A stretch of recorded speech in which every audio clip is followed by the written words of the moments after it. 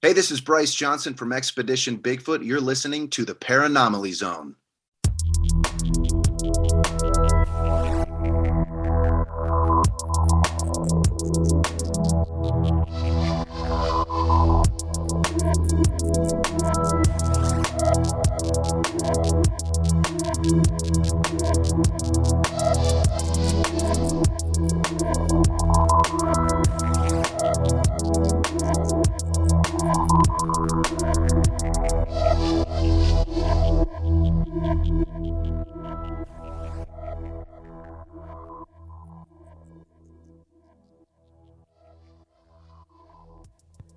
Hey there, ponderers of the paranormal. You are in the Paranomaly Zone, and it is time for the last call. I'm joined, as always, by my co-host with the ghost, the paranormal poster boy himself, Mr. Mike Carbonell. Good to see you again, Mike. We just recorded part one of this episode. Well, I guess I shouldn't call it part one, but no, this is part.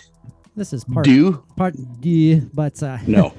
Well, we are now releasing our episodes in two segments, so I wouldn't necessarily call it part one, but the prior segment that we just recorded focused on America's notoriously haunted highway, Clinton Road. Tonight, for the last call, Mike, we're diving into another equally bizarre, maybe infamous locale in the United States. We're talking about the Oregon Vortex. Mike, do you say Oregon or Oregon? Oregon. Do you? Oregon. Yeah. I just said Oregon. I said Oregon, and I was like, ways. Wait, do I say Oregon or Oregon? I guess I kind of go back and forth. But this place it's on Sardine Creek in Gold Hill, Oregon, and it is beyond weird, by the way. And I am going to profess my ignorance when Mike suggested this. And yes, everybody, Mike came up with this topic for the last call. I am so proud of my co-host with the ghosts. Yes, he came up Remember with this that the next time, and I can't. Well, yeah, he said your brain kind of gave up after you thought of this, but if you are, I don't know, it just popped into my head. So I think it was meant to be because I wasn't looking through different things. It just, that just popped in my head as is it real or not? A great subject to really come down to the question, yay or nay. Yeah, yay or nay, no shades of gray. If you are new to the program, if you are new to the Paranomaly Zone, what was originally titled One Last Take, or One Last Take segment, now newly christened, or however you want to pronounce that, as The Last Call. This is where Mike and myself take on any anomalous topic out there, anything our little heart desired, I should say, and we decide yay or nay, no shades of gray, believer or not, true or real, fact or faked, however you want to describe it. This is time for the last call, and this is a great choice, Mike, because this is very controversial. Still is. It is, yeah. Now, and they are scattered throughout the country. What do you mean by that? These vortex places where you can go in and, whether it's actual paranormal or if it's all optical illusion, that's for us to kind of decide. It's an illusion. That's right. I have been to a couple of these. Have you now? Yes, I have. Are we going to talk about those or no? We certainly could. Well, let's see how much time we have when we get done. When we make our decision here. The ever important decision. Well, see, Macy has her opinion already. So, she's ready to go. She was very quiet for the first portion of this episode, so she's getting rambunctious a little bit right now, but that's okay. Yeah, it's getting to be that time of night. No, she'll be good. Feed me.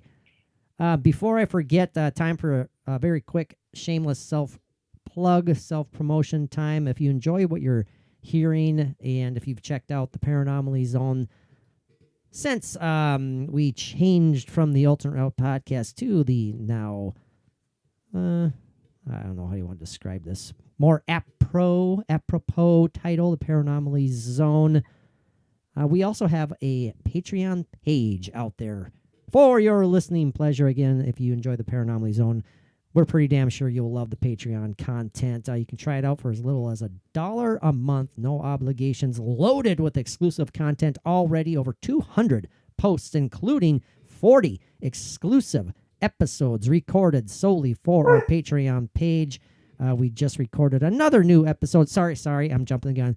39 episodes recorded exclusively, not 40. I rounded it up a little bit, but 40 is too coming. soon. It is. 40 is coming in a couple days.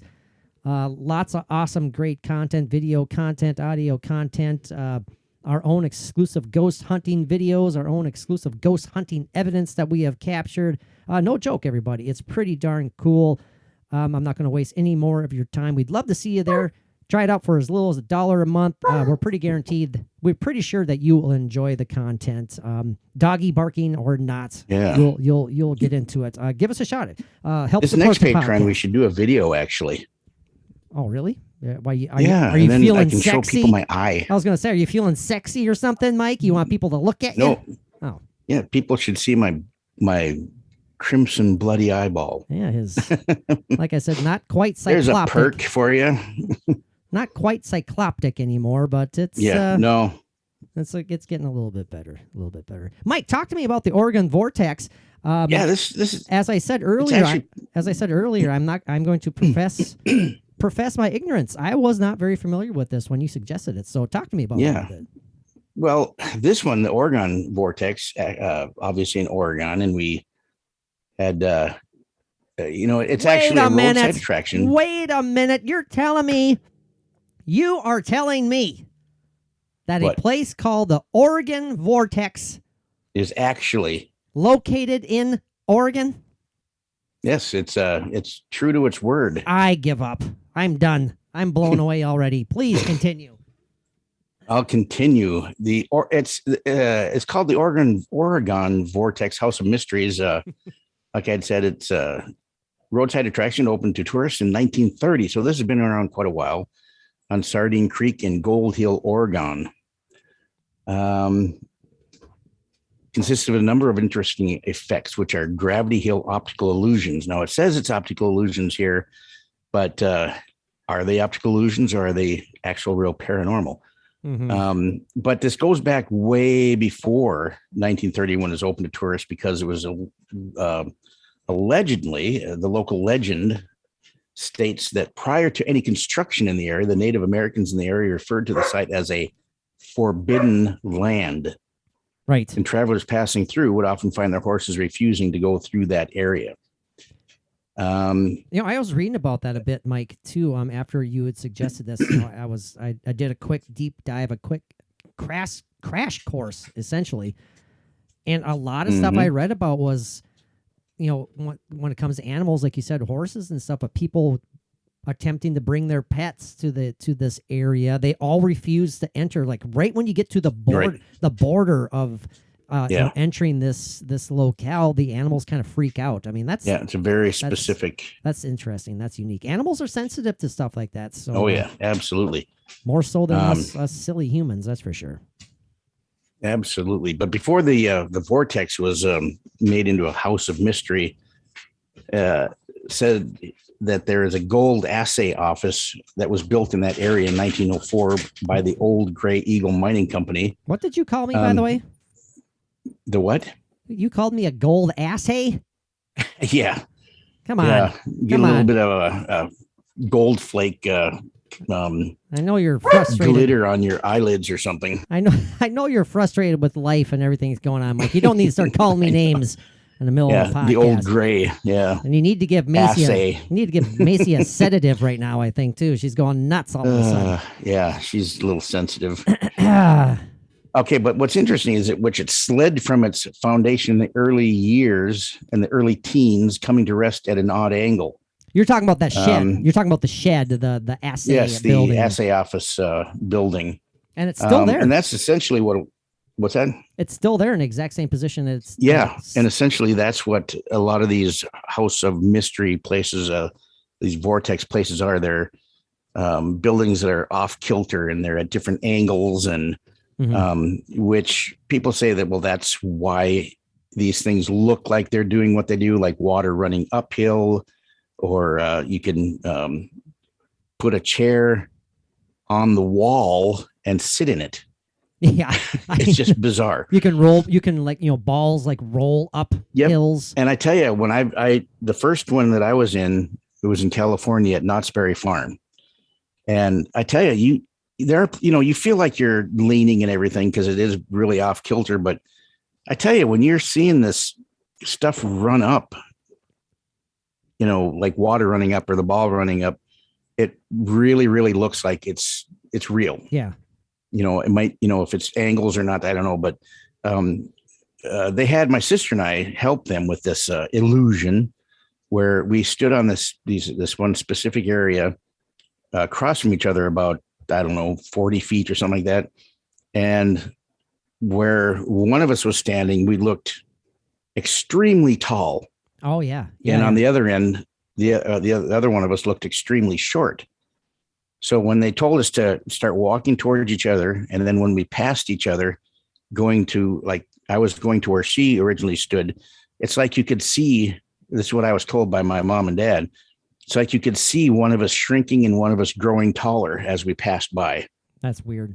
And then when we switched spots, then one was tall and the other one was tall and the other one was short, but very, very bizarre.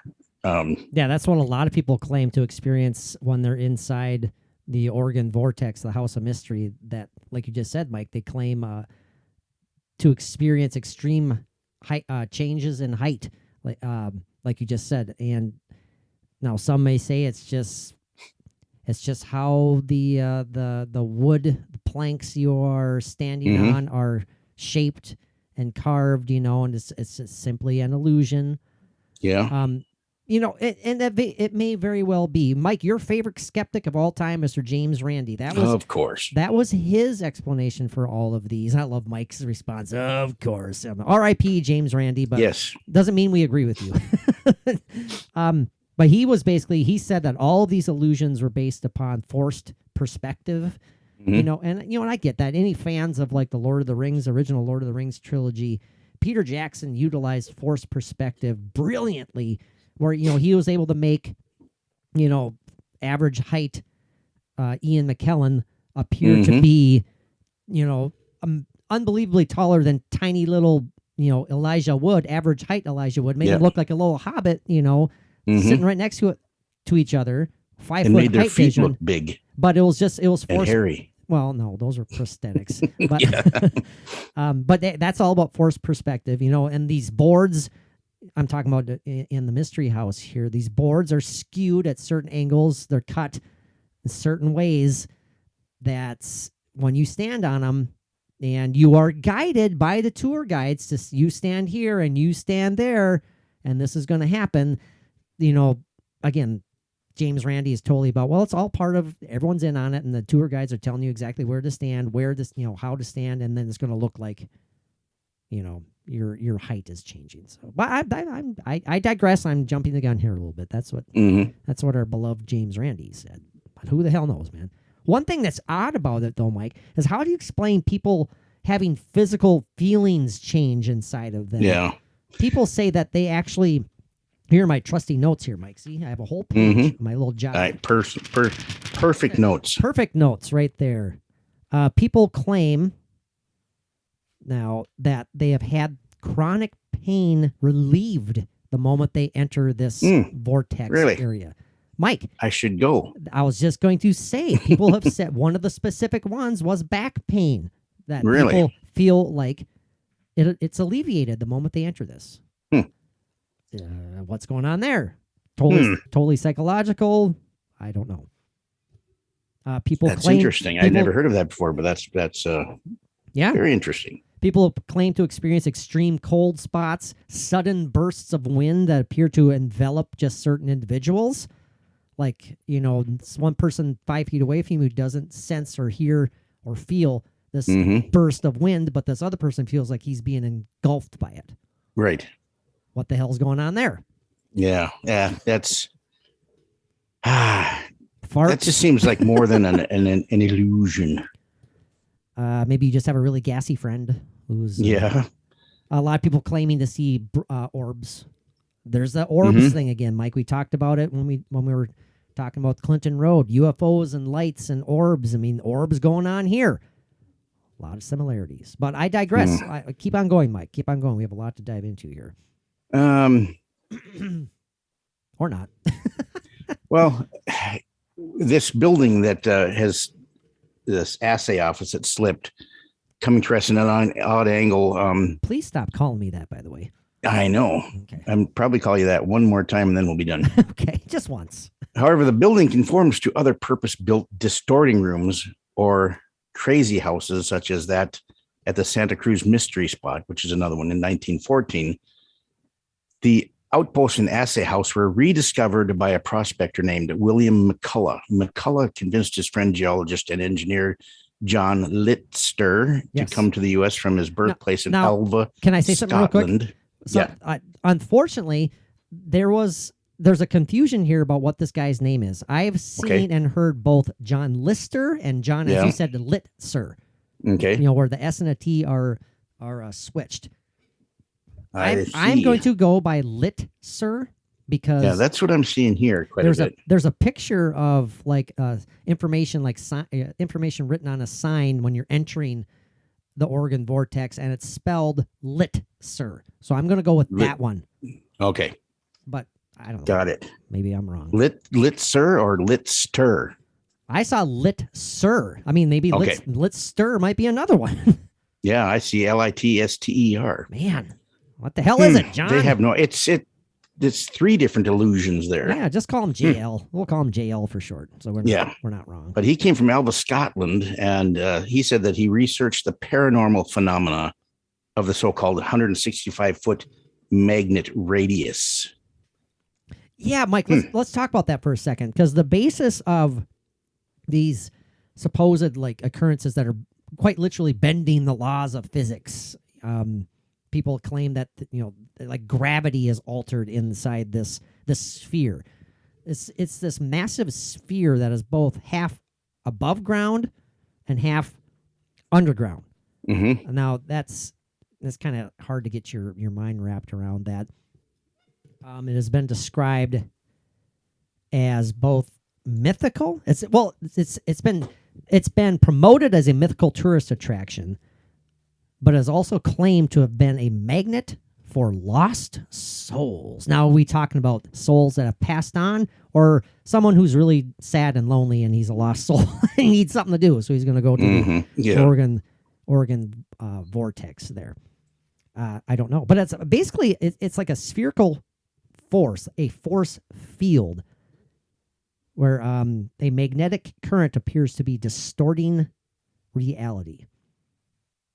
I don't know what's going on there, Mike. And as you said this already, but this is also, I wrote down on my notes, said local natives, before the arrival of European settlers, local natives referred to this as the Forbidden Land, or horses. Right. Horses would not even travel.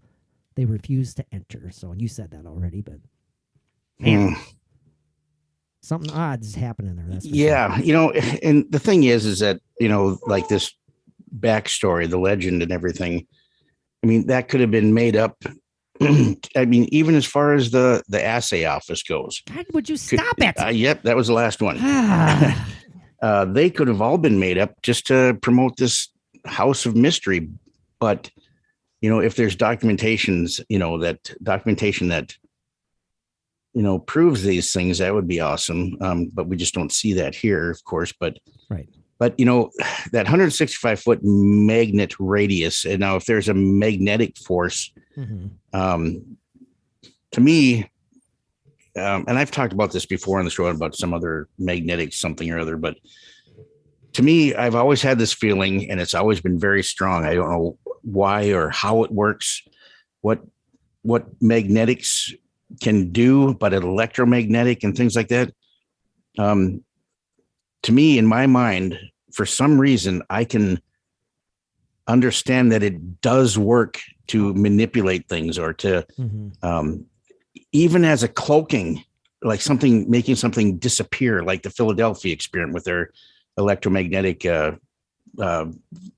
whatever they use there for that. I mean, so if there's some kind of a magnetic force here, I can see some very you buy into it. Strange things that I could definitely buy into. I mean, and it's a mystery to me why I feel like it's like I just know it. I mean, you've talked about this before. I have. It's just so strong in me that it's like, of course, electromagnetic and a magnetic field does things. I just don't understand why I know that or how it works. And listeners, I wish you could see Mike, because I can see the frustration on his face, because I do get frustrated when I start thinking about it, because I want to know why I know it works, but I just know that it does. It's like you can't, and this isn't a shot at you, Mike, but it's like you can't articulate what you see in your mind. Yeah. You can't articulate how you are feeling and how you are it's like an innate understanding that you have that you can't quite put into words. Yeah, and I have no idea how to or what words to use. It's just that to me it's real. No, and you I don't know. When you said cloaking too, that's something I'm getting off topic really, really briefly here, but not really, because there is actually a Sasquatch connection to to the Oregon Vortex here, believe it or not.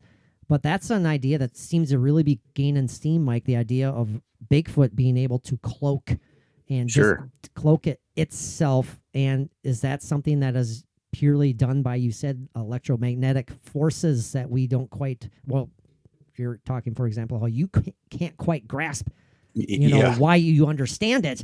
There's something going on there that maybe Bigfoot is a higher understanding, an elevated being that not only understands it, but utilizes it. And right. It's like, okay, something it's within them that is a magnetic force, and that can make an electromagnetic force, something within there is something. I think this is what I was going to try and describe earlier, or not describe, but say earlier. But it is, I have this written down next to my asterisks. Localized, well, I'm talking about the Oregon Vortex here. Localized gravitational anomaly caused by a concentration of dense mass. So there you go. Both. Now, is that referring to the underground portion of the spherical force? I'm assuming it is.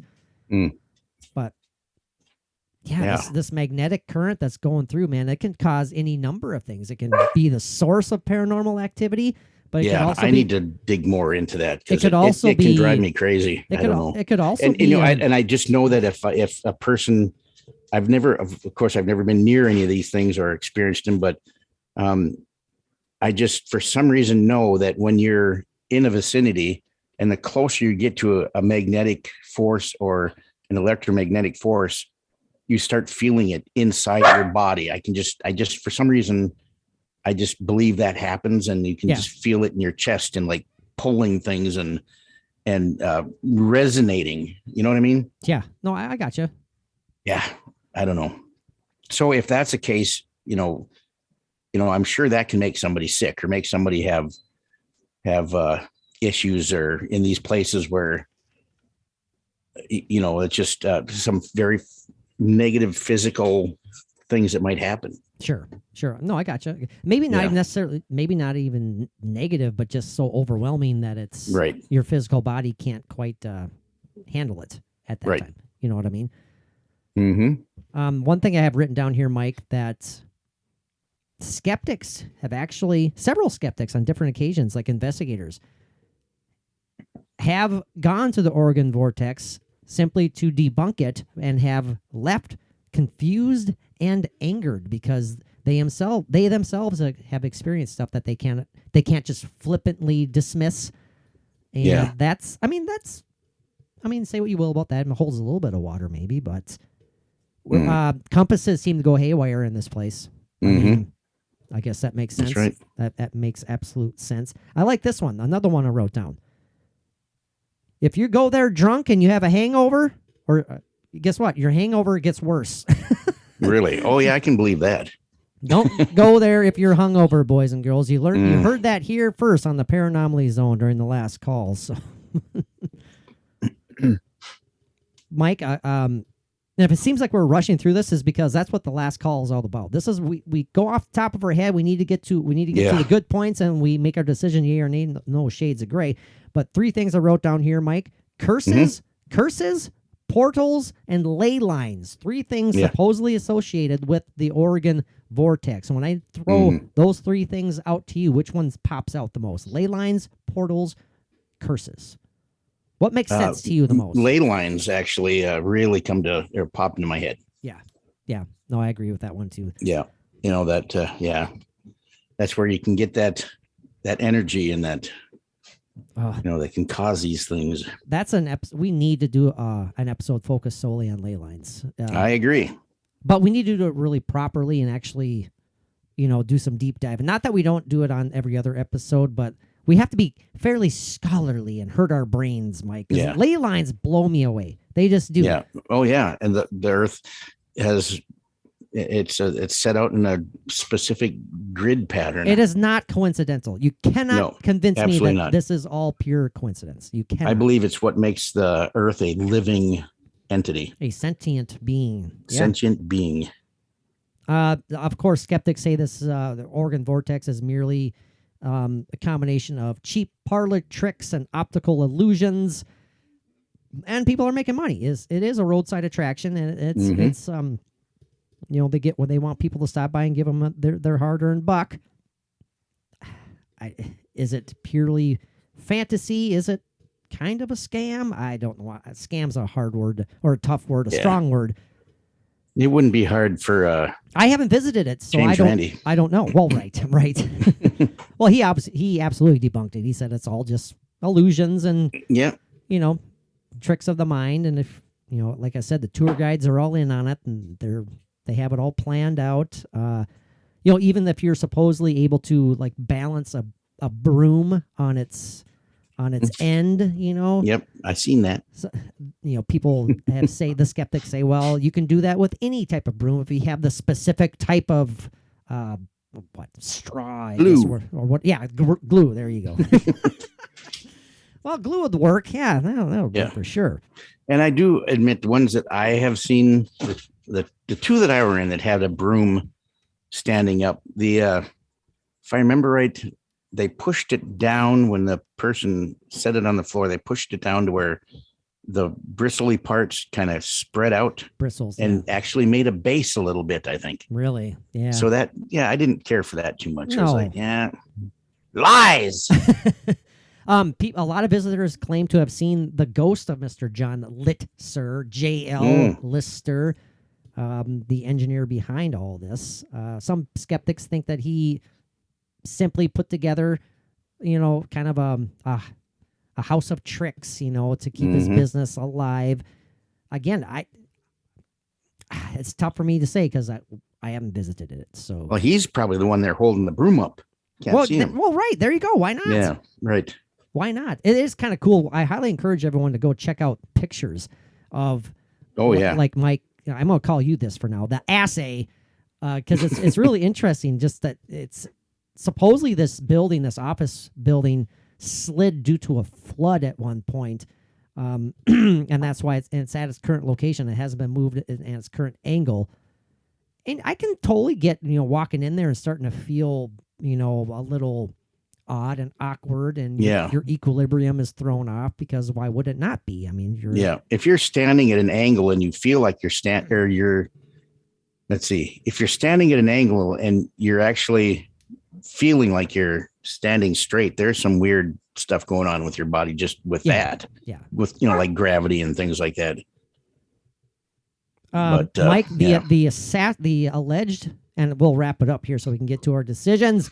Yay or nay, no shades of gray coming up. The alleged Sasquatch connection is that, now brace yourself for this one, the Oregon vortex is an intergalactic traveler's portal for none other than interstellar Sasquatch. That's like a hot spot for them to meet up and go and play tricks on everybody. At the Oregon the Oregon vortex, because of the layout of the land, and that's I mean, the cloaking ability, the magnetic forces going on there. I mean, do they meet up like in the room where the chairs like on the wall without any nails or something, or what? Yep, and they pull out the local newspaper and they sit down and relax and smoke a cigar. The young squatches, they like to just go in there and just tour the building. And well, you thought that maybe John Litzer was holding up those brooms, or maybe it's intergalactic Sasquatch cloaking cloaked themselves. Squatch. Oh, Mike, there's a T-shirt right there. I'm a cloaked Squatch, and it's just like a blank shirt. Nothing on there, you know. I should make a T-shirt with that on there. That's what I just said. A T-shirt. You didn't hear me. And sell them at the Oregon Vortex. Yeah, I agree. I like that idea. Well, Mike, I mean, we're already coming up on a half an hour. We are at a half an hour. It's time to wrap it up. I think we gave you a good gist of what's going on at the Oregon Vortex, supposedly going on there. But it's time to make our decisions, man. I don't have my drum roll going on here yet, but I do have this. If we agree, we have simply, and if we disagree, we. Yeah, so I do have that lined up. But Mike, all right, the time is upon us. The Oregon Vortex, all things considered. What say you, my friend? Yay or nay? No shades of gray. There, to me, there could be shades of gray, though. I mean, it's more that than anything, because I know, but I believe that there are things there and there are things there that aren't. I know, Mike, but that's the point of the last call. We cannot have shades of gray, even if you believe 49.9% of it and you want to say yay. If you're just sort of kind of leaning, you can't quite go that far. Even if you're at 99%, but that one thing keeps you from making that leap, you have to say nay. That's the point of the last call. What say you? It's okay. It really is okay, whatever you say. I say to these roadside attraction vortexes, and not 100%, but I am going to say one or the other. Yes, you have to. It's just so painful for Mike to do this. That's why I love it. I love the last call. I love it. I say nay. Oh, I can see the pain in your face when you said that. I say that with the caveat of there are things, there are vortexes, there are ley lines. They are a real thing. These ones that have the water and the ball that runs up and the broom that stands up. I think it's more trickery than anything. Mike, when it comes to the Oregon Vortex, Mike's decision. And that hurts his feelings. I know it does. Mike, this is going to be one of the most bizarre, formerly known as the One Last Take, now known as the Last Call that we've ever had. Because you know why? For some odd reason, I'm going with my gut. I am going with my gut. I am saying yay. And I'll tell you why. As bizarre as so. Oh, you mean this one? Yeah. Sorry, you said and it reminded me of one of my favorite little things. Yeah, shut up. Okay. This is Mike being tickled at the Oregon Vortex. The one thing that stands out to me, because, and it could be for any number of reasons, but I'm going with it definitely being something crazy and odd going on there, is how the animals react. The horses refusing to cross a certain point. The same thing with you bring a pet there, the pets refuse to go any further. Now, is it simply just the overwhelming sense, or their brains just being pounded with that, the power of the magnetic force going on there? Maybe, but I think there's something more going on there. I'm just going with my gut. That's what you got to do. I'm saying yay, and I'm kind of shocking myself right there, because when I first looked into it, I was like, nah, no. And I get it. I totally think most of these things are pure charlatans, running the things that they're just trying to make a buck and getting idiots like me to go visit it. But I got a weird feeling that this may possibly be worthy of a yay. So there you go. Yeah, well, like I said, there are vortexes. There are places that probably have nothing there. There's never been a building there, or never been anything. But if you run across one of these accidentally, or just, you're going to feel something, because they are out there. I'm just saying that these ones, It's bizarre. hey, if we redid this show in like a month, I might have a different answer. Well, your nay wasn't a very strong one, but you had to choose one. So right. I think you'd be easily swayed over to the yays. Oh yeah, and vice versa. And I could be easily swayed. Trust me, I could be easily swayed to the nays. And I've been to one that was extreme, like the one at Knott's Berry Farm in California. That it was big. It had so many things going on in there, and but I was just a young kid, and I was enjoying it as a paranormal thing, because that's what I've always been into. But it was also, it had a real, like, that whole fun house carnival atmosphere to it too, that I was really feeling. Oh, sure. Yeah. So I gotcha, man. I gotcha. Well, yeah, this might be a first. Well, I think this might have happened maybe once before, but Mike was nay and I'm yay, so mark it down. Yeah, an oddity, friends, an oddity. Well, things thank you. Happen. Thanks, buddy, for doing this tonight. I really appreciate it. Thank you all for tuning in. Hope you enjoyed it. Again, if you like this, we guarantee you enjoy the Patreon page. You can try it out for as little as $1 a month. No obligation. You can unsubscribe just as easily as you subscribe. Trust me. So, Mike, you have a good night, my friend. I'm looking forward to this week's Patreon and next weekend's episode. Until then, buddy, what do our awesome friends out in the listening world need to do?